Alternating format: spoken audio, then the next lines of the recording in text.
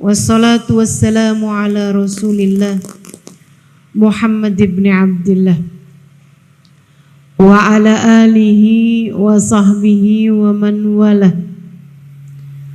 Subhanaka la ilma lana illa ma 'allamtana innaka antal alimul hakim. Rabbi shrah li sadri wa yassir li amri wahlul 'uqdatan min lisani yafqahu qawli, amma ba'du.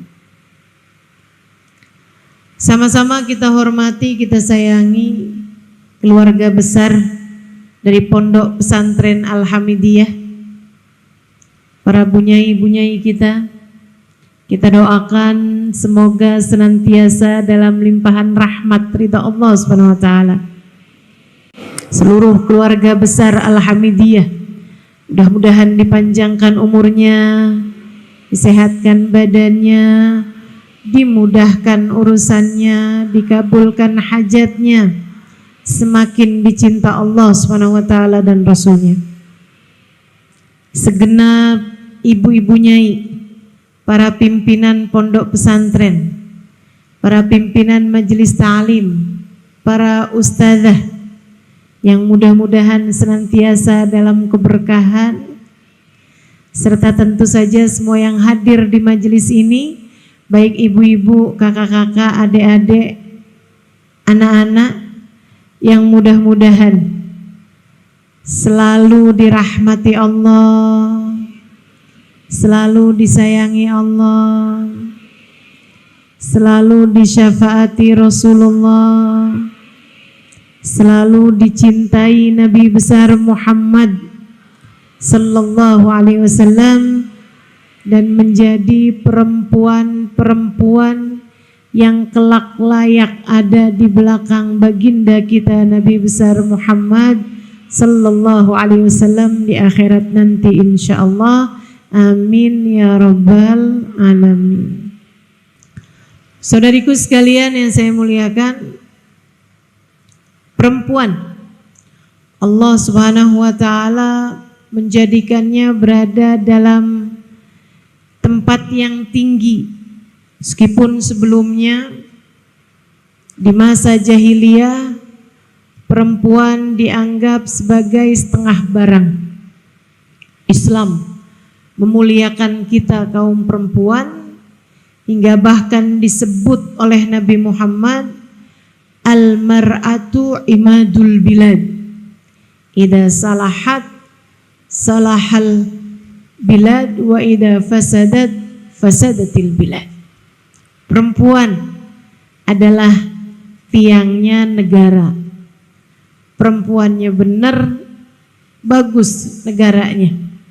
Perempuannya rusak, hancurlah negaranya. Rembang dalam skala yang lebih kecil adalah sebuah negara. Perempuannya rembang bener pula lah rembangnya. Lasem dalam skala yang lebih kecil lagi. Nilainya tergantung dari bagaimana perempuan-perempuannya. Bagus perempuan di lasem, bagus pula lah lasemnya. Demikian pula dalam skala yang terkecil rumah tanggamu. Apabila kamu sebagai perempuan bagus di dalam rumahmu tersebut, kamu baik di dalam rumahmu, kamu menjadi seorang perempuan yang soleha, maka akan bagus pula lah seluruh keluargamu. Nabi menyebutmu sebagai tiang. Tiang itu dalam sebuah bangunan fungsinya tempat bersandar. Pintu sandarannya ke tiang, tembok sandarannya ke atap, sandarannya ke tiang. Sebuah bangunan tetap akan berdiri meskipun temboknya diruntuhkan. Sebuah bangunan tetap akan berdiri meskipun pintunya dirobohkan. Sebuah bangunan bahkan tetap akan berdiri meskipun atapnya diganti. Tapi sebuah bangunan dipastikan akan roboh apabila tiang-tiangnya dihancurkan. Kita nih perempuan, tiang tersebut sandaran bagi suami, sandaran bagi anak-anak perempuan. Subhanallah, Allah tuh sampai bikin, ini hasil penyelidikan para orang-orang yang bekerja di bidangnya, perbedaan otak laki-laki dengan perempuan. Otak laki-laki itu yang kiri lebih besar daripada otak yang kanan. Yang kanan tuh keterampilan, yang kiri itu akademik, cerdasan berpikir. Yang kiri, yang kanan keterampilan. Itu laki-laki otak kirinya lebih besar daripada otak perempuan. Kalau otak perempuan sama besar antara kanan sama kiri. Sehingga dalam berkehidupan laki-laki itu lebih make akal. Berbeda dengan perempuan. Akan tetapi perempuan itu dapat melakukan berbagai macam kegiatan sambil berpikir. Makanya kamu kalau bicara sama suami, buat para istri nih, kalau suami mendengarkanmu sambil pegang handphone, jangan percaya.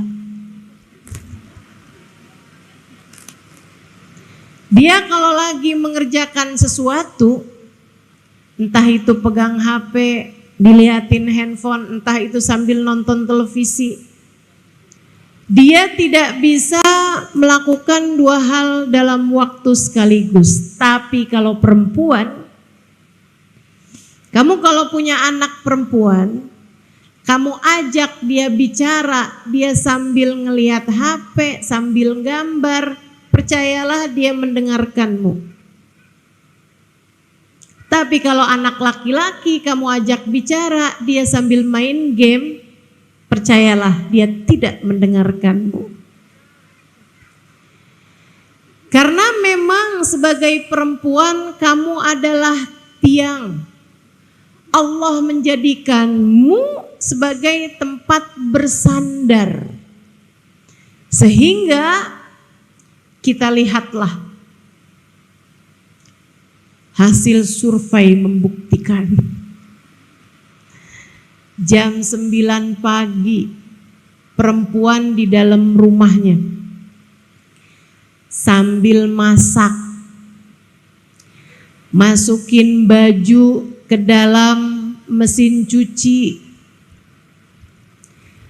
sambil dengerin kajian saya di YouTube katanya tadi, atau di Instagram. Lagi kayak begitu ada telepon bunyi, diangkatnya. Kadang-kadang sambil gendong anak. Masak, gendong anak, nyuci, telinganya dengerin kajian. Ada telepon bunyi bisa ngangkat, keren. Perempuan. Allah memang ciptakan kita begitu. Teman-teman saudariku sekalian yang saya muliakan, meskipun karena itu tadi ya, otak seimbang kanan sama kiri, tidak lebih banyak otak kirinya gitu. Perempuan itu banyak nggak pakai otak.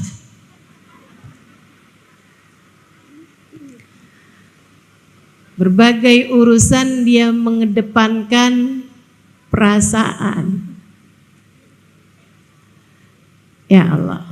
Saya pernah baca satu ucapan seorang ulama, perempuan andai tidak karena agamanya, dia akan menjadi seseorang yang dihancurkan oleh perasaannya sendiri. Betul? Betul. Andai tidak karena agamanya. Makanya sebagai perempuan kita mesti dekat sama agama. Mesti dekat sama Allah. Mesti dekat sama imam kita, pimpinan kita, baginda kita Nabi besar Muhammad, penunjuk jalan bagi kehidupan kita. Perempuan, tiang. Dan sepanjang yang saya lihat dalam sebuah bangunan rumah, jarang sekali tiang itu harus bagus. Biasanya yang bagus tuh dinding, karpet, horden, gitu kan? Tiang tuh nggak kelihatan. Kita kalau ngelihat sebuah bangunan gitu, mana tiangnya? Kita masih mikir, oh ini palingan tiangnya di sini, nggak kelihatan tiangnya. Akan tetapi dalam sebuah bangunan, tiang itu harus yang paling kuat. Gak ada ceritanya bangunan dari batu bata, tiangnya dari kerupuk misalnya gitu, dari kain misalnya gitu, gak ada. Pasti harus yang paling kuat. Kalau bangunannya dari batu bata, tiangnya dari besi dan batu, semen, dicor, harus yang paling kuat. Demikian pula dengan kita kaum perempuan, harus yang paling kuat. Kita tuh nggak penting cantik, meskipun bukan berarti tidak merawat wajah, tidak merawat tubuh, itu silakan dirawat. Tapi bukan di situ poinmu. Bukan di situ nilaimu, Bu. Bukan berarti kalau kamu tidak cantik, kamu tidak akan kuat. Enggak. Bukan di situ nilaimu. Nilainya perempuan karena dia adalah tiang, ada pada kekuatannya. Perempuan harus kuat.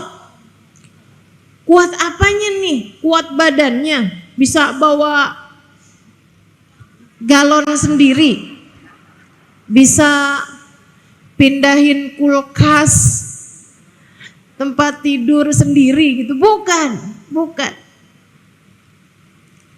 Akan tetapi kuatnya perempuan ada pada kekuatan iman, kekuatan sandaran, kekuatan pegangan kepada Zat yang maha kuat, Allah subhanahu wa ta'ala. Sebab semua manusia dicipta lemah, teman-teman. Semua manusia dicipta lemah. Tak ada siapapun yang kuat, tak ada. Tidak siapapun Allah jadikan kuat. Gimana mau kuat? Kita bahkan tidak bisa menghalangkan satu rambut kita dari beruban. Kita bahkan tidak dapat menghalangkan satu gigi kita untuk tanggal. Kita semuanya nih umat manusia bahkan terkalahkan dari sebuah virus kecil yang gak kelihatan. 2 tahun bumi diliburkan hanya karena ketidakmampuan manusia menghadapi virus kecil yang disebut COVID. Betapa lemahnya manusia. Lemah. Semua lemah, nggak ada yang kuat. Nah terus kalau dibilang kekuatan perempuan tuh kekuatan apanya? Bu, kalau kamu lemah, maka yang bagus sandarannya. Biar nggak jatuh. Kalau kamu lemah, maka yang bagus pegangannya.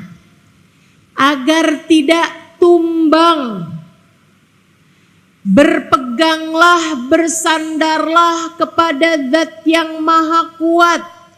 Jangan andalkan kecerdasanmu, jangan andalkan ilmumu, jangan andalkan hartamu, jangan andalkan jabatanmu, bahkan jangan andalkan ibadahmu. Kita semuanya lemah. Andalkan sajalah Zat yang paling kuat, Allah Subhanahu wa ta'ala. Dengannya kamu kuat, dengannya kamu sanggup melakukan apapun. Tanpanya kita lemah, tanpanya kita miskin, tanpanya kita tak berdaya. Allah yang dekat sama Allah. Bu, yang dekat sama Kak, yang dekat sama Dek, yang dekat sama Allah. Itu satu. Itu satu andalan kita dalam berkehidupan. Terhadap urusan mewujudkan generasi berkualitas, apa yang bisa kita lakukan? Saudariku sekalian yang saya muliakan, semua hanyalah milik Allah Subhanahu wa ta'ala. Karenanya kita berusaha belajar buat jadi hamba seperti yang Allah mau, agar kita diberi apa yang kita mau. Saya udah tuliskan beberapa hal, syarat-syarat kalau ingin mewujudkan generasi berkualitas. Para ibu, silahkan dicatat untuk program pendidikanmu kepada anak-anakmu. Buat adik-adik juga, calon-calon ibu, kalau adik-adik ditambah nih, jangan mau nikah sama laki-laki yang gak mau mendekat kepada Allah, Dek. Jangan mau nikah sama laki-laki gak sholat, Dek. Jangan mau nikah sama laki-laki yang gak cinta sama Nabi Muhammad, Dek. Kalau ada laki-laki sekaya apapun, seganteng apapun, sebaik apapun padamu, tapi gak mau sholawatan,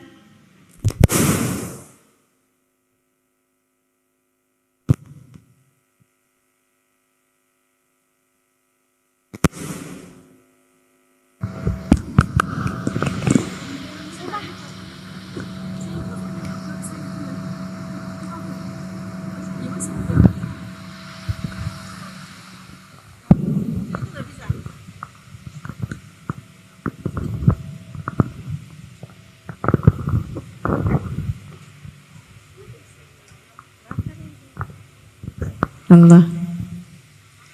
Iya, saya ulangi lagi ya. Jangan mau sama orang yang gak mau sama Allah, gak mau sama Nabi Muhammad. Gak usah terlampau banyak kriteria. Jangan terlampau punya banyak persyaratan untuk menikah dengan seorang laki-laki. Pokoknya dia baik agamanya, terjaga sholatnya, dan dia cinta kepada Nabi Muhammad. Bismillah. Bismillah. Tentukan tanggal pernikahan.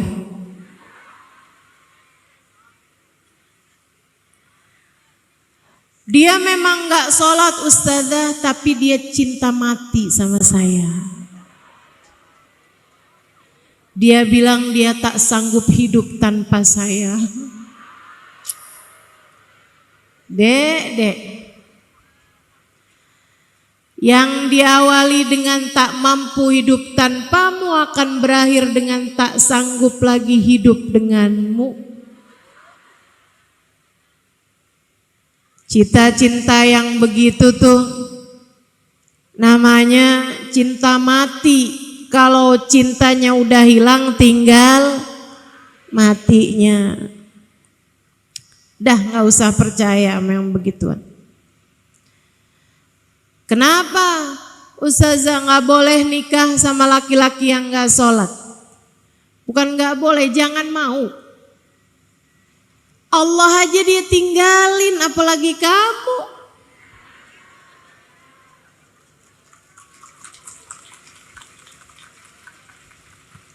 Jangan. Itu akan membentuk generasi nantinya. Lihat agamanya. Dan untuk mendapatkan laki-laki yang soleh, dek, kamu pantaskan dirimu menjadi wanita yang soleha. Insya. Nah kalau udah jadi ibu nih, pengen dapat menjadikan anak-anak kita generasi yang berkualitas, apa aja nih yang harus kita lakukan? Kekuatan tadi ini ya, kekuatannya berupa apa? Yang pertama, kamu harus punya ilmunya. Belajar, jangan berhenti belajar. Al-Quran, kitab panduan kehidupan kita, penuh berisi tentang tata cara membesarkan anak. Apa yang harus dilakukan, apa niatnya. Kata Allah Subhanahu wa taala dalam Al-Qur'an, dalam rangka mendidik generasi, menghasilkan generasi berkualitas. Allah bercerita dalam Al-Qur'an, A'udzubillahi minasyaitonir rajim. Wa idz qalat imra'atu Imran. Wa idz qalat imra'atu Imran. Rabbi inni nazartu laka ma fi batni muharraran fataqabbal minni innaka antas samiul alim. Tatkala istrinya Pak Imran berkata, namanya Hanna. Hanna berkata, suaminya seorang nabi dan dia seorang perempuan yang sangat soleha. Seorang perempuan yang sangat kuat dalam urusan kebergantungan, sandaran dan menjadikan hidup hanya untuk Allah Subhanahu wa taala. Menjadikan dia mengerti.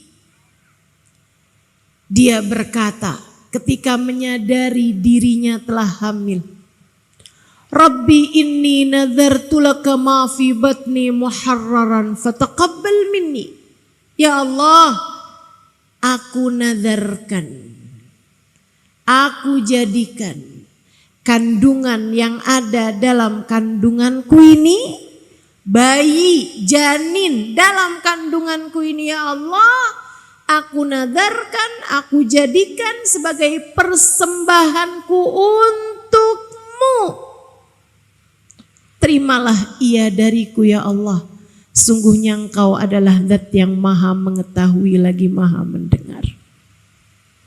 Saudaraku sekalian yang saya muliakan, dia tidak mencari jatah dari dirinya sendiri. Alhamdulillah hamil nih. Mudah-mudahan umurnya panjang, nanti saya kalau tua ada yang ngurusin. Alhamdulillah nih hamil. Nanti anak saya nih jadi anak yang akan saya didik membanggakan orang tuanya. Kamu lagi nyari jatah buat diri kamu sendiri. Urusannya antara kamu sama keinginanmu. Antara kamu dengan hawa nafsumu. Antara kamu dengan ego dirimu sendiri. Bahkan yang berselubung sekalipun, setan memang luar biasa pinternya, Bu. Ya Allah, saya hamil. Nanti kalau saya meninggal dunia nih, ada yang melanjutkan pesantren saya.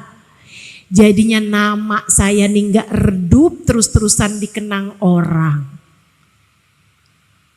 Kamu lagi nyari apa? Nyari namamu, nyari dirimu, nyari hawa nafsumu. Untuk dipenuhi dengan anak yang kamu pikir akan segera kamu lahirkan itu. Alhamdulillah nih, saya hamil, saya akan punya anak. Suami saya gak akan kemana-mana kalau sudah ada anak. Biar dia tambah semakin sayang sama saya. Itu juga pemikiran yang sangat salah. Lagian Kak, Mbak, gak gitu juga kok ceritanya. Berapa banyak istri-istri punya anak banyak, suami kalau mau kemana-mana, kemana-mana aja. Betul? Gak gitu. Saudariku sekalian yang saya muliakan, tapi belajar dari perempuan solehah ini, karenanya memang kita tuh mesti belajar, terus belajar dari perempuan-perempuan solehah. Untuk itulah jangan berhenti belajar. Apalagi sekarang nih zamannya smartphone, jangan sampai handphonenya aja yang smart, kitanya enggak. Jangan sampai yang cerdas hanya HP-nya, yang megangnya tetap gak cerdas juga. Manfaatkan yang ada untuk kita menuntut ilmu. Dengarkan kajian dari para ulama-ulama. Simak pembahasan-pembahasan dari orang-orang yang memang mengerti di bidangnya. Biar kita mengerti caranya menghadapi anak, mengerti caranya menghadapi suami sesuai dengan apa yang sudah Allah Subhanahu wa taala ajarkan dalam Al-Qur'an. Ini Sayyidah Hanna, begitu tahu dirinya hamil, Rabbi inni nadartu laka ma fi batni muharraran. Ya Allah, aku jadikan apa yang ada dalam kandunganku persembahanku untukmu. Untukmu. Dia jadi hambamu ya Allah. Dia akan jadi yang jaga Masjidil Aqsa ya Allah. Aku jadikan. Katanya Hanna tinggalnya di sana di Palestina. Makanya ibu aneh bilang amin, tinggalnya di Lasem. Sayyidah Hanna dulu waktu hamil, dia itu berpikir anaknya akan menjadi hamba Allah Subhanahu wa taala, akan menjadi penjaga Masjidil Aqsa. Fataqabbal minni, ya Allah terimalah dariku. Sayyidah Hanna ketika bicara fataqabbal minni, ya Allah terimalah dariku, bukan asal doa tapi memantaskan diri. Gimana caranya nih? biar anak ini pantas diterima sama Allah, biar saya pantas diterima sama Allah sebagai seorang ibu. Caranya gimana? Dia pastikan rezeki yang masuk dalam perutnya hanya rizki yang halal. Sebab innallaha thayyib la yaqbalu illa thayyiba. Allah itu bagus, tidak akan menerima kecuali yang bagus-bagus. Rezeki yang tidak halal hanya akan membuat seseorang tertolak di sisi Allah Subhanahu wa taala. Sayyidah Hannah memantaskan diri ibadah sepanjang hamil, zikir, sepanjang hamil dia jaga betul-betul waktunya, dirinya jauh dari dosa, akhlaknya dia jaga terus sampai melahirkan. Falamma wada'atha qalat rabbi inni wada'tuha untha wa laysa dzakaru kal untha wa inni sammaituha Maryam wa inni u'idzuha bika wa dzurriyyataha minasyaitonir rajim. Fataqabbalaha rabbuha biqabulin hasan wa ambataha nabatan hasana wa kaffalaha Zakaria kullama dakhala 'alaiha Zakaria al-mihrab wajada 'indaha rizqa qala ya Maryam anna laki hadha qalat huwa min 'indillah innallaha yarzuqu man yasha'u bighairi hisab. Hunalika da'a Zakaria rabbah. Kata Allah, falamma wada'atha, ketika Sayyidah Hannah melahirkan anaknya. Qalat rabbi inni wada'tuha untha, wah ternyata bayinya perempuan. Kaget, gak mau, bukan. Tapi Sayyidah Hannah berpikir bahwa anak yang sudah ia persembahkan untuk Allah lahirnya laki-laki gitu. Karena ia mempersiapkannya untuk menjaga tempat termulia di negeri mereka yaitu Masjidil Aqsa. Dan tentu saja yang menjaga masjid adalah laki-laki. Perempuan punya keterbatasan, datang bulan. Perempuan punya keterbatasan untuk menjaga masjidnya Allah SWT. Tapi dari sini kita tahu bahwasanya dalam pandangan Allah laki-laki dan perempuan tidak ada bedanya. Dalam pandangan Allah laki-laki perempuan sama-sama mungkin menjadi hamba Allah yang salehah, menjadi ayah min ayatillah, menjadi tanda-tanda kekuasaan Allah, menjadi keajaiban hamba-hambanya Allah seperti yang akan terjadi kepada Sayyidah Maryam. Walaysa dzakaru kal untha. Bagaimanapun laki-laki tentu tidak sama dengan perempuan. Gak usah ribut-ributin persamaan. Perempuan tidaklah lebih rendah daripada laki-laki pun. Laki-laki tidaklah lebih rendah daripada perempuan. Ia hanya berbeda.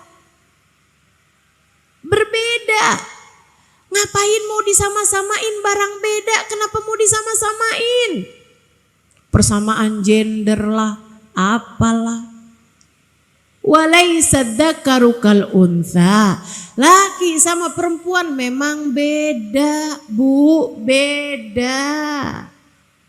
Beda. Jangan mau disama-samain. Demi untuk kesetaraan. Kesetaraan gender. Lah mau gimana? Kamu mau ngangkat karung 50 kilo? Gak mau juga gitu. Urusan yang laki-laki biarin urusan laki-laki, yang perempuan biarin urusan perempuan. Tenang, kita sama-sama punya peluang untuk surga. Kita sama-sama punya peluang untuk jadi hamba yang tercinta. Kita sama-sama punya peluang untuk menjadi hamba Allah yang mulia. Walaysat dzakaru kal untha, tidak sama antara laki-laki dan perempuan. Wa inni samaituha Maryam, aku kasih nama anakku dengan nama Maryam. Wa inni uidzuha bika wa dzurriyyataha minasyaitonir rajim, dan aku lindungkan anakku kepada Allah. Aku serahkan anakku kepada Allah. Aku jadikan anakku, aku titipkan kepada Allah. Semoga Allah menjaga dia dari kejahatan setan yang terkutuk. Tuh Sayyidah Maryam baru lahir, yang dipikirin bukan yang biaya hidup tambah tinggi, biaya sekolah tambah mahal, gimana nasibnya nanti hidup di dunia. Enggak. Sayyidah Maryam sangat mengerti itu, faham. Anakku meski lahir dari rahimku, ia bukan milikku. Anakku meski berada 9 bulan dalam rahimku, aku tidak ikut-ikutan menciptakan matanya, hidungnya, telinganya. Aku tidak ikut-ikutan menentukan garis nasibnya. Aku tidak ikut-ikutan menggambar wajahnya. Maka anakku, meskipun ia lahir dari rahimku, ia hanyalah hambanya Allah. Ia adalah hambanya Allah. Aku akan menyerahkan anakku, kutitipkan kepada pemiliknya. Karenanya, dari sejak lahir, sang anak sudah dititipkan kepada Allah. Ya Allah, lindungilah anakku dari kejahatan setan yang terkutuk. Luar biasa Allah mengajarkan kita caranya menjadi orang tua. Di ayat yang berulang-ulang kita baca. Iya Ustazah, saya sering baca ayat itu tapi kok saya nggak mikir segitu ya. Karenanya perlu ilmu. Ilmu bisa didapat dengan belajar. Saudaraku sekalian, jangan berhenti ngaji. Jangan berhenti belajar. Terus. Yang jadi anak nih yang belum nikah, belajar deh. Jangan sibuk aja nyari kenalan laki-laki yang ganteng, yang cakep. Ditanya, kamu nyantri udah berapa lama? 7 tahun. Tujuan nyantri biar dapat anak kiai. Lah.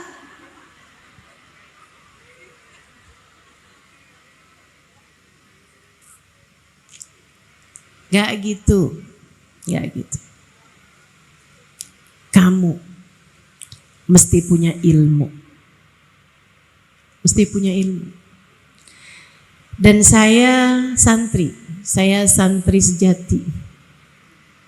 Tadi dibilang motivator, enggak lah. Saya santri. 12 tahun saya nyantri, terus belajar. 12 tahun saya tinggal di pondok pesantren. Dan sampai sekarang sesudah 20 tahunan dari saya keluar dari pondok pesantren, saya tetaplah seorang santri bagi guru-guru saya. Santri tidak pernah berhenti belajar. Terus belajar, terus belajar. Terus belajar. Belajar. Yang paling susah tuh belajar apa sih? Kalau saya sih ya paling susah tuh belajar ngadepin hati saya sendiri. Betul gak? Saya belajar 12 tahun di pesantren, 20 tahun di masa sesudahnya. Tidak ada yang lebih sulit saya hadapi selain rasa hati saya sendiri. Makanya mesti terus diajarin.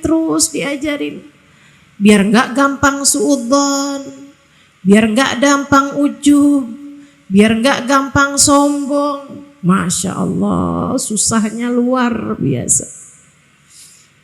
Diingetin mahadis, diingetin nama ayat Quran, tetap aja emang bandelnya luar biasa.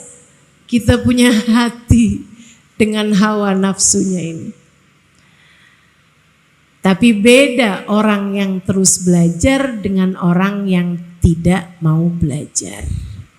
Kata Allah, la yastawil ladina ya'lamuna wal ladina la ya'lamun. Enggak sama antara orang yang ngerti berilmu dengan orang yang tidak berilmu. Maka modal utamamu untuk melahirkan generasi yang berkualitas nomor 1 adalah ilmu. Teruslah belajar. Teruslah berguru kepada para ulama-ulama yang memiliki sanad ilmu bersambung sampai kepada baginda Nabi besar Muhammad sallallahu alaihi wa ala alihi wa sahbihi wasallam. Mudah-mudahan kita doakan para ulama-ulama kita dipanjangkan umurnya, disehatkan badannya, ditambahkan kesabarannya, sehingga dapat terus-terusan mendidik kita insya Allah sebagai umat Nabi mereka, baginda Nabi besar Muhammad sallallahu alaihi wasallam insya Allah. Amin ya rabbal alamin. Ilmu pertama. Yang kedua, takwa. Kamu ingin melahirkan generasi yang berkualitas, anak-anakmu jadi orang-orang yang berkualitas. Kualitas itu adanya pada takwa. Wa khairaz zad takwa. Sebaik-baik bekal dalam kehidupan adalah takwa. Walibasut taqwa dzalika khair. Pakaian ketakwaan itulah yang terbaik untuk kamu kenakan dalam kehidupanmu di atas muka bumi ini. Takwa. Apa itu takwa? Kerjain perintah Allah, jauhi dosa-dosa. Kamu pengen punya anak-anak yang soleh-solehah, kamunya sebagai ibu harus solehah. Itu yang disampaikan oleh ibunda guru kami Hubabah Zahra. Saya punya guru, salah satunya Sayyidil Habib Umar bin Hafid, guru saya. Saya pernah mondok di Sarang. Ini Ning Iing, ketua pondok semasa saya ada di Sarang, di Al Anwar, Sarang Rembang. Sesudah dari Sarang saya ada mondok di Daruz Zahra, Tarim Hadramaut Yaman, dan mengajar juga di sana. Guru kami Al Habib Umar bin Hafid, ibunya namanya Hubabah Zahra, baru meninggal beberapa tahun yang silam, kayak setahunan sebelum COVID, sekitar tahun-tahun itulah. Teman-teman sekalian, Hubabah Zahra punya anak banyak. Anaknya yang laki-laki yang pertama jadi mufti Tarim semasa hidupnya, baru wafat juga. Kayak setahunan sesudah Hubabah Zahra. Meninggal di masa pandemi, masa COVID kemarin, tahun 2020 atau 2021 gitu. Habib Ali masyhur namanya, mufti di kota Tarim. Berpuluh-puluh tahun dalam hidup beliau sebagai mufti. Anak laki-laki beliau yang paling kecil, Habib Umar bin Hafid, kita tahulah siapa Habib Umar.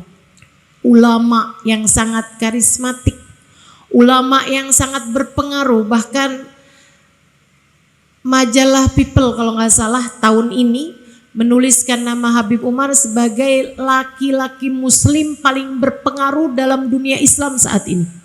Nomor satunya Habib Umar bin Hafid. Teman-teman sekalian, Hubabah Zahra punya anak perempuan beberapa orang saya kenal. Saya banyak kenal putra-putri beliau.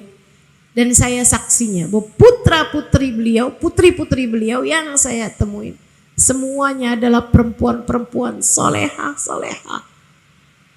Masya Allah semuanya.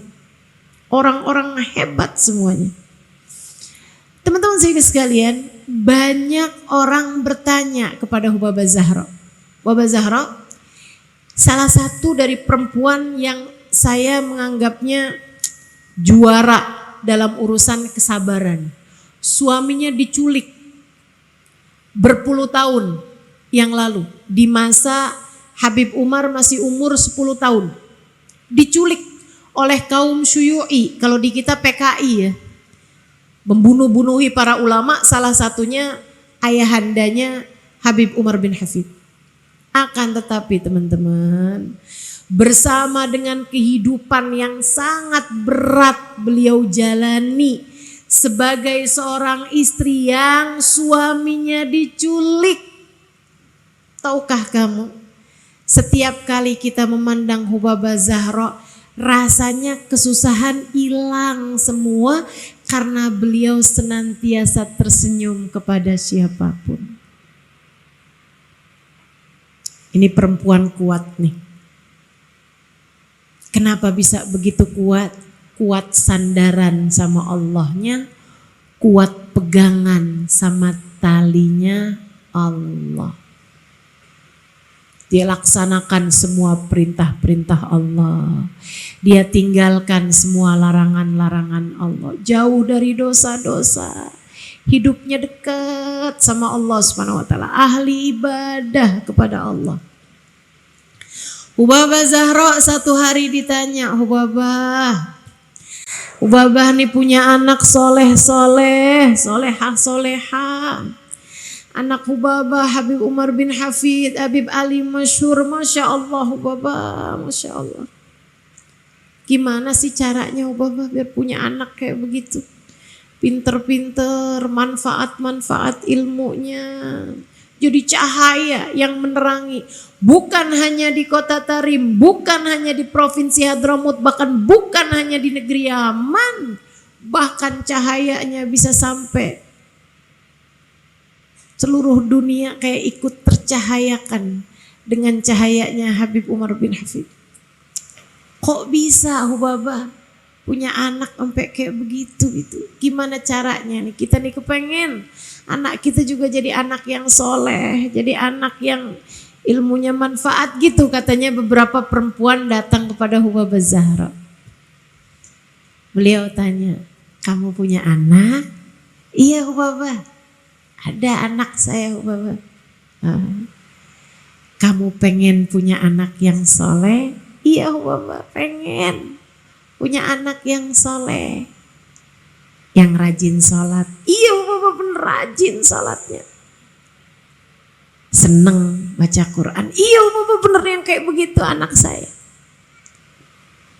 Kamu pengen punya anak baik hatinya? Iya Hubabah baik hatinya. Bermanfaat sama manusia. Kamunya bagaimana?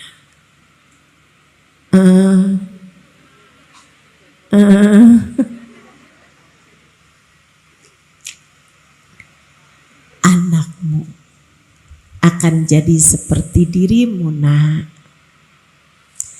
Anakmu adalah bayanganmu, kata Imam Ghazali. Mata yakunul aud mustaqima, mata yakunudil mustaqima wal audu a'waju. Bagaimana mungkin bayangan bisa lurus kalau benda yang berdiri adalah benda yang bengkok? Maka kamu kalau pengen punya anak yang soleh, pengen punya anak yang soleha, solehahkan pula lah dirimu. Pengen punya anak yang sholatnya terjaga, maka jagalah sholatmu. Pengen punya anak yang bagus hubungannya sama Allah, bagus hubungannya sama Nabi Muhammad, maka kamu perbaikilah hubunganmu dengan Allah, perbaikilah hubungan hatimu dengan Nabi Muhammad. Sebab anak hanya akan menjadi seperti orang tuanya. Solehahkan dirimu, anak-anakmu akan menjadi solehah sepertimu. Itu yang kedua, namanya takwa. Pengen punya anak generasi yang berkualitas, maka tingkatkan pula lah kualitas hidupmu. Yuk belajar, sama-sama bergerak menuju kebaikan, insya Allah. Ubaba Zahra nih, saya di masa pandemi karena nggak banyak majelis yang ditutup di Jakarta, sehingga saya menulis buku. Di masa pandemi saya selesai 4 buah buku. Ada terjemahin kitab Ayyuhal Walad, Wahai Anakku, karyanya Imam Ghazali. Ada bikin quote-quote bergambar, judulnya Kata Kita. Ada yang ini yang agak panjang, saya menuliskannya, Bidadari Bumi. Dan yang terakhir, pandemi belum kelar juga, akhirnya saya bikin lagi buku judulnya Assalamualaikum Tarim. 4 buku. Waktu saya menulis Bidadari Bumi, salah satu dari yang saya tuliskan adalah Hubaba Zahra yang sedang saya ceritakan ini, ibunda dari Habib Umar bin Hafid. Tapi saya tidak banyak tahu cerita tentang beliau, selain bahwa saya selalu bahagia setiap kali berjumpa beliau karena senyumnya yang tidak pernah hilang itu. Saudariku sekalian yang saya muliakan, jadi saya kirim surat, bikin email kepada cucu Hubaba Zahra, putrinya guru saya Habib Umar bin Hafid, untuk menuliskan kisahnya Hubaba Zahra yang mereka tahu gitu. Mereka pun menuliskan semacam biografi Hubaba Zahra, lahirnya di mana, usianya berapa ketika meninggal dan lain sebagainya. Dan juga tentang kisah-kisah yang dituturkan bukan hanya oleh yang saya kirimin surat, yaitu cucunya Habib Umar, akan tetapi anaknya Habib Umar, akan tetapi juga dituliskan oleh bibi-bibinya yang adalah putri-putri dari Hubaba Zahra. Ini salah satu cerita yang diceritakan. Ibu saya nggak pernah tinggal tahajud seumur hidup, dari sebelum menikah, dari masih perawan, dari masih kanak-kanak. Ia bahkan sudah memulai bangun tahajud sebelum balik. Ini tingkat kesolehan yang luar biasa ini. Ya, kita walaupun terlambat bolehlah. Lebih baik terlambat daripada tidak sama sekali. Yuk belajar buat mulai bangun tahajud. Yuk belajar buat istiqomah tahajud. Bagi yang sudah melaksanakannya, mudah-mudahan bisa istiqomah tiap malam insyaallah. Dia bilang Hubaba Zahra gak pernah tinggal tahajud. Dari sebelum balik, sampai udah balik, sampai udah nikah, gak pernah tinggal. Kecuali 1 malam. Ada waktunya 1 malam beliau memang tidur lebih malam. Dan juga ada kegiatan yang beliau jalankan sebelumnya. Sampai Beliau terbangun di saat azan subuh berkumandang. Dan itu beliau terbangun dalam keadaan gemeteran badannya, gemertakan lututnya, lemes lututnya kayak nggak bisa dipakai berdiri ketika beliau sadar bahwa beliau bangun saat sudah azan subuh. Beliau bangun tuh gemeteran tangannya, dibilang azan al-fajr, itu azan subuh tuh, azan subuh itu, azan al-fajr. Dia bilang, ya Allah, Zahra magamat lailatha. Nih Zahra nggak bangun nih malam nih. Zahra nggak bangun nih malamnya. Astagfirullah, astagfirullah, astagfirullah. Beliau nangis terseduh-seduh sebelum beliau kemudian pergi ke tempat kamar mandinya. Dia bilang, ya Allah, Zahra nggak bangun nih malam, Zahra nggak bangun. Astagfirullah, astagfirullah, maafin Zahra ya Allah, maafin Zahra ya Allah. Nggak lagi-lagi ya Allah, maafin Zahra ya Allah, maaf ya Allah, maaf ya Allah. Beliau pergi wudhu masih dengan gemeteran tubuhnya. Keluar dari kamar mandi. Sebelum mengerjakan sholat subuh dan qobliyah subuh, beliau sholat taubat dulu 2 rakaat. Mentaubati tidak bangun malamnya beliau. Bagaimana kabarmu teman-teman? Bagaimana kabar kita? Membicarakan generasi berkualitas adalah membicarakan kualitas diri sendiri. Masya Allah. Kata putri-putrinya, sepanjang hari itu adalah hari di mana kami mendapati ibu kami menangis sepanjang hari. Sampai besoknya, baru berhenti nangisnya ketika malam besoknya beliau kembali tahajud dan tidak pernah ditinggalkan sampai beliau meninggal dunia. Keren. Kualitas. Kualitas. Itu yang kedua tuh. Yang ketiga, kalau kamu ingin melahirkan generasi yang berkualitas, kamu harus menghadapi anak-anakmu dengan penuh kasih sayang. Dalam bahasa Arab, rifq, kata Nabi Muhammad SAW, tidak ada sesuatu dihiasi dengan kelembutan kasih sayang kecuali bakal bagus. Illa wazana, wa ma nuzi'a min syai'in illa washana. Arifku ma dukhilat li syai'in illa wazana wa ma nuzi'a min syai'in illa washana. Kelemah lembutan tidaklah dimasukkan kepada apapun kecuali bikin bagus, dan tidaklah dicabut dari apapun kecuali bikin jelek. Jadi istri kalau dikasih kelembutan bagus, jadi suami dikasih kelembutan bagus. Jadi anak dikasih kelembutan bagus. Jadi anak dicabut kelemah lembutannya jadi jelek. Jadi guru punya kelemah lembutan bagus.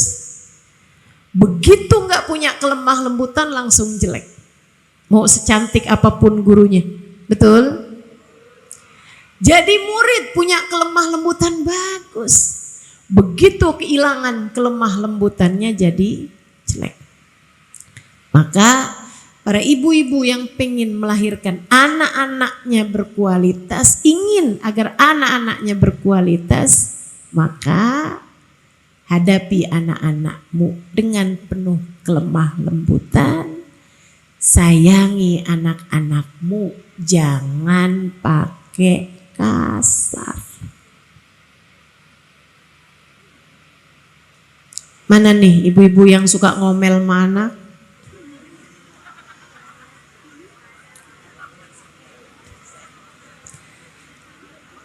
Ibu saya baru meninggal dunia setahun yang lalu, bulan November, setahun sebulan dari sekarang. Sepanjang saya jadi anaknya, saya nggak pernah tahu ibu saya marah sama saya, nggak pernah. Nggak pernah, sama sekali. Saya nggak tahu ibu saya marah sama saya kayak gimana modelnya tuh, nggak tahu. Lembut. Kalau anaknya lagi berantem gitu kan, kemudian namanya anak-anak kan ada masa-masanya beranteman anaknya. Mi, kan yang bener ini ya Mi ya, kan yang bener saya Mi ya. Iya. Dan anak yang satu lagi datang, Mi kan yang bener saya Mi. Iya.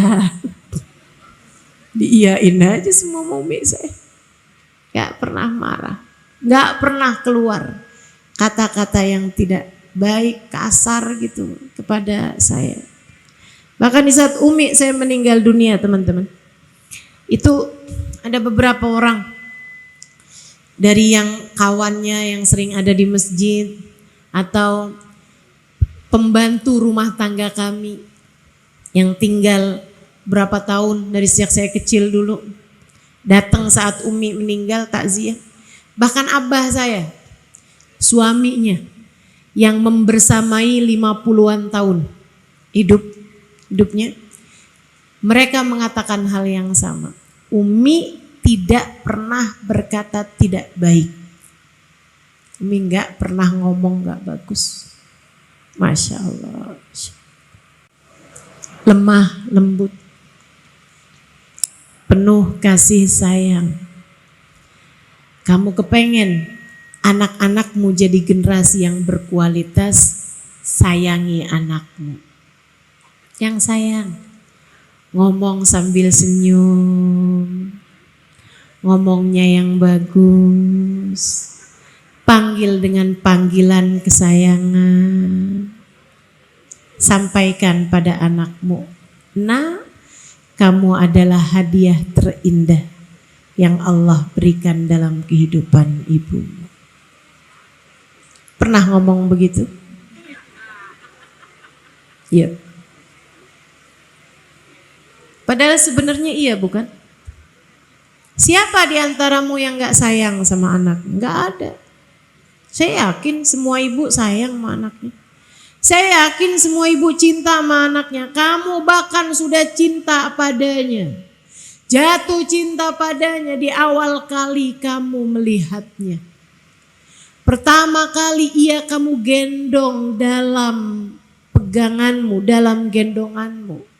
Tidakkah kamu jatuh cinta padanya? Seseorang yang kamu bernafas bersama dengannya dalam satu hembusan nafas. 9 bulan ia berada dalam rahimmu teman-teman.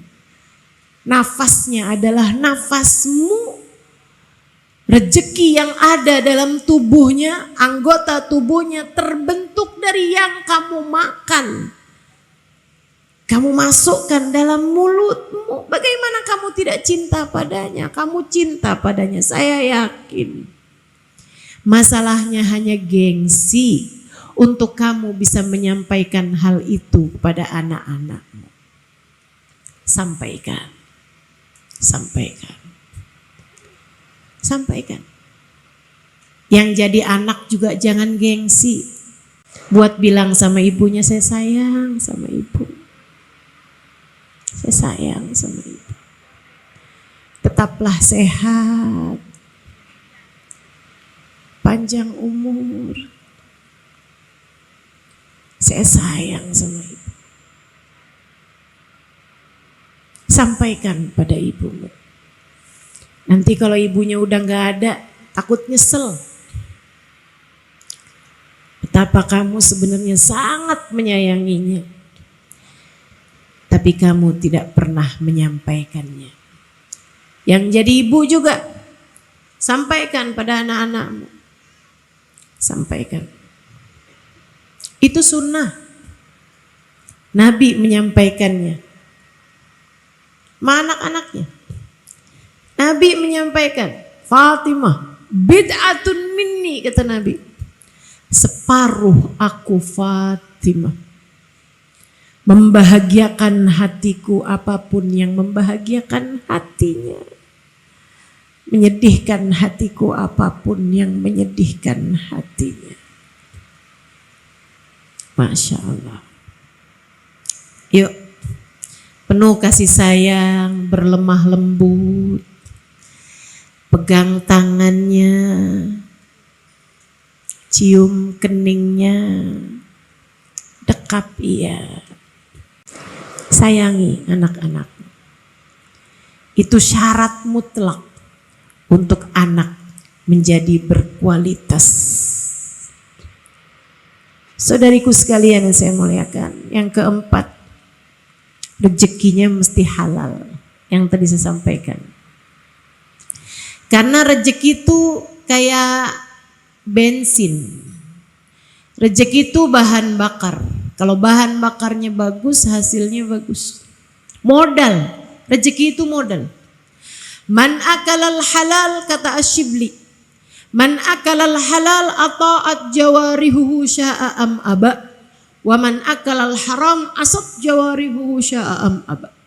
Siapa yang masuk makanan dalam perutnya halal, anggota tubuhnya akan berbuat taat, mau atau tidak mau. Siapa yang makanan masuk dalam perutnya haram akan berbuat maksiat, anggota tubuhnya mau atau tidak mau. Kamu kepengen anak-anakmu menjadi anak-anak yang berkualitas, bagusin nafkah mereka. Bagusin makanan yang masuk dalam perut mereka. Gak terlalu enak, gak apa-apa, yang penting halal. Gak mahal, gak apa-apa, yang penting halal.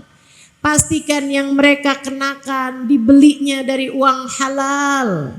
Pastikan yang mereka makan didapat uangnya dengan uang yang halal. Bu, gak apa-apa kok. Gak punya yang berlebihan, gak apa-apa. Gak apa-apa.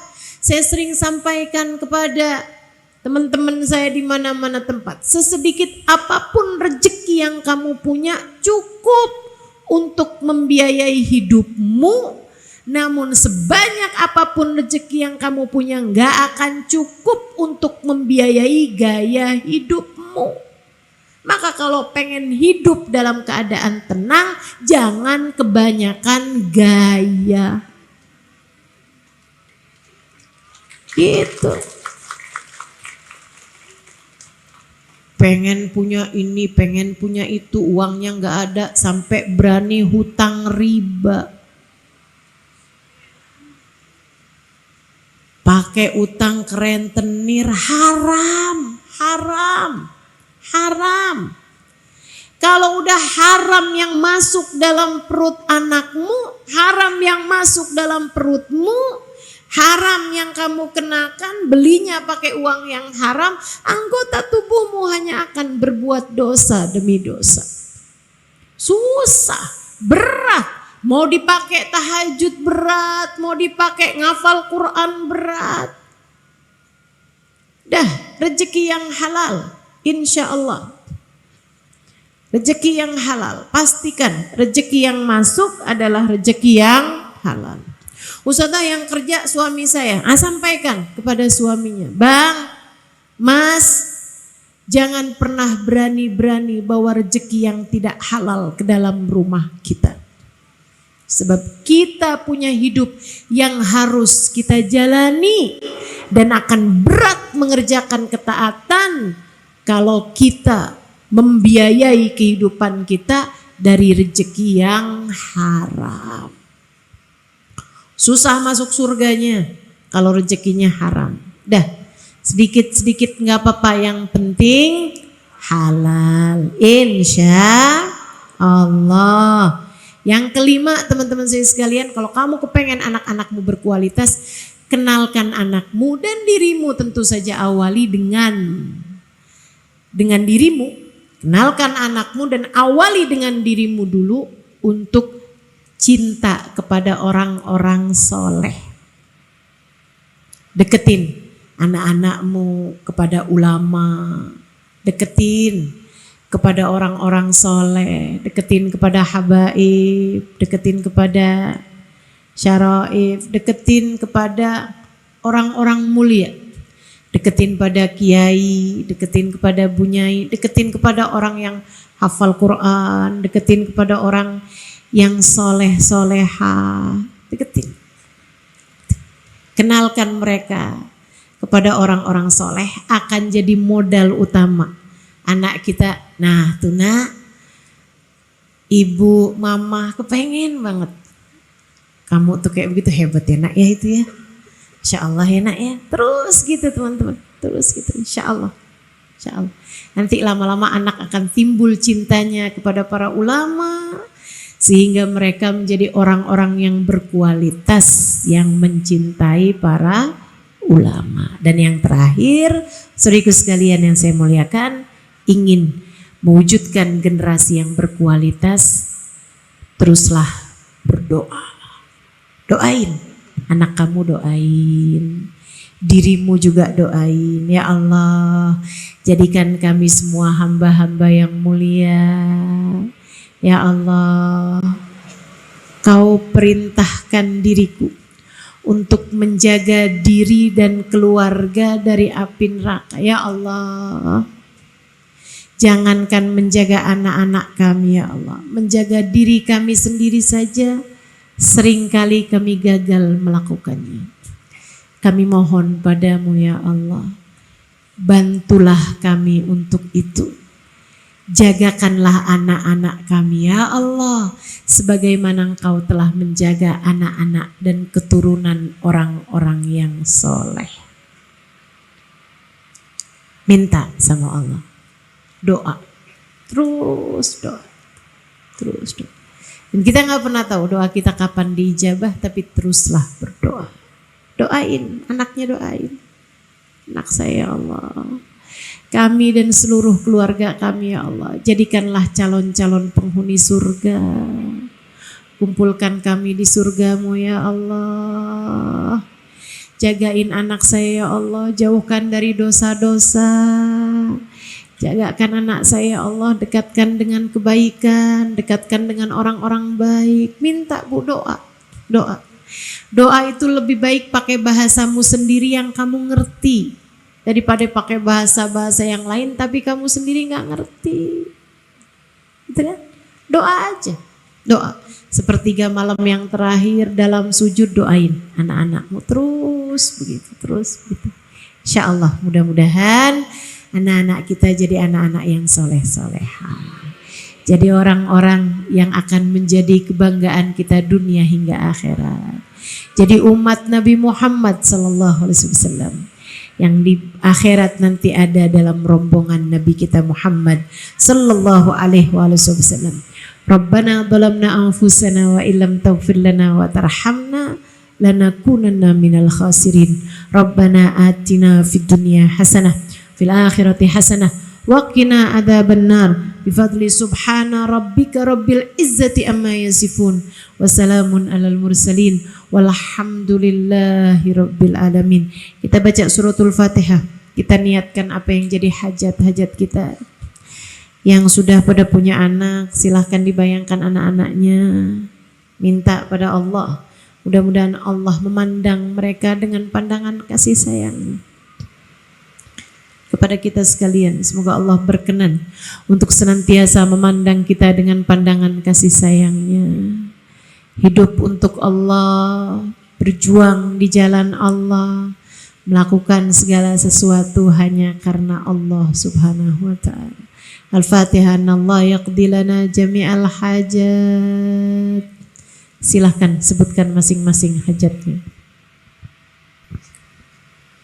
ويبلغنا كل الأمنيات بجاه خير البريات على هذه النيات بكل نية صالحات جامعات شاملات إلى حضرة النبي محمد صلى الله عليه وسلم. الفاتحة. الرحمن الرحيم مالك يوم الدين إياك نعبد وإياك نستعين صراط الذين أنعمت عليهم غير المغضوب عليهم ولا الضالين آمين. اللهم بحق الفاتحة بحرمة الفاتحة بركة الفاتحة تفتح لنا أبواب الخير تعاملنا معاملة أهل الخير تكفينا من جميع الفتن والمهن بؤس وضير إنك ولي كل خير متفضل بكل خير برحمتك يا أرحم الراحمين اللهم إنا نسألك زيادة في الدين بركة في الأمور وصحة في الجسد وسعة في الرزق وتوبة قبل الموت شهادة عند الموت مغفرة بعد الموت وعفوا عند الحساب وأمانا من العذاب ونسيبا من الجنة ورزقنا النظر إلى وجهك الكريم اللهم عافنا من بلائك وأوزعنا شكر نعمائك وأذقنا برد عفوك وحلاوة مناجاتك اللهم اجعلنا من العباد الذين يستمعون القول فيتبعون أحسنه اللهم ارزقنا من العقول أوفارها ومن الأذهان أصفاها ومن الأعمال أزكاها ومن الأخلاق أطيبها ومن الأرزاق أجزلها ومن العافية أكملها من الدنيا خيرها ومن الآخرة نعيمها بحق سيدنا محمد صلى الله عليه وسلم اللهم ارزقنا حبك وحب من يحبك وحب كل أمل يقربنا إلى حبك واجعل حبك وحب نبيك أحب إلينا مما سواكما اللهم أرنا الحق حقا وارزقنا اتباعه وأرنا الباطل باطلا وارزقنا اجتنابه يا مقلب القلوب ثبت قلوبنا على دينك وتوفنا على ملتك يا محول الأحوال حول حالنا إلى أحسن الحال وعافنا من أحوال أهل الضلال وفعل الجهال اللهم ربنا آتنا في الدنيا حسنة وفي الآخرة حسنة وقنا عذاب النار بفضل سبحان ربك رب العزة عما يصفون وسلام على المرسلين والحمد لله رب العالمين. Taqabbalallah minna wa minkum. Taqabbal ya karim. Mudah-mudahan bermanfaat. Kurang lebihnya mohon maaf. Billahi taufiq wal hidayah wal afu minkum. Wassalamualaikum warahmatullahi wabarakatuh.